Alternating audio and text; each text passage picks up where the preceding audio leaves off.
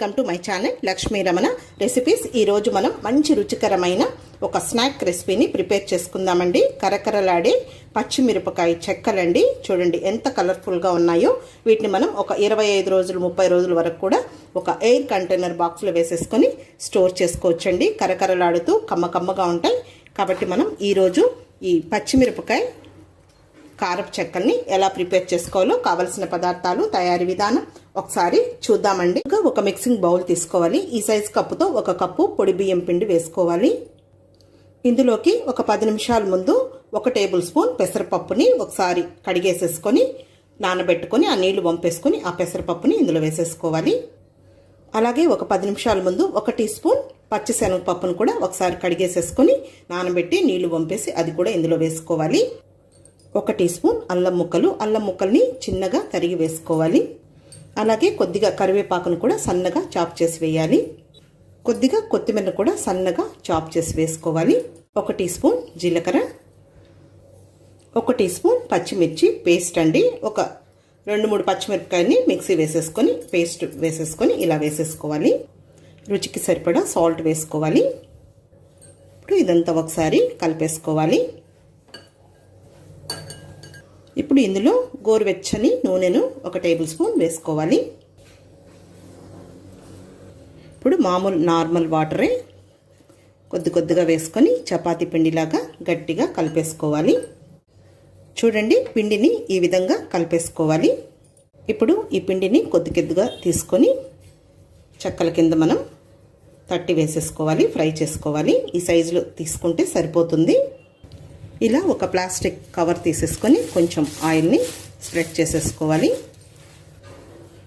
ఇప్పుడు ఈ పిండిని తీసేసుకొని మనం మరి సన్నగా కాకుండా అలాగని మందంగా కాకుండా మీడియంగా ఇలా చెక్కలు తట్టేసేసుకోవాలి రౌండ్గా.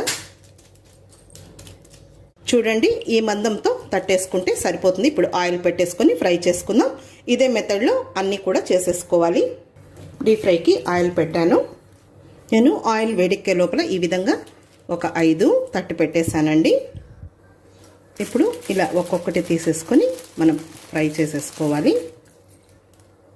ఆయిల్ వేడెక్కింది, ఫ్లేమ్ని తగ్గించుకోవాలి. ఇప్పుడు ఇది ఒక్కొక్కటే తీసి వేసేసుకుందాము.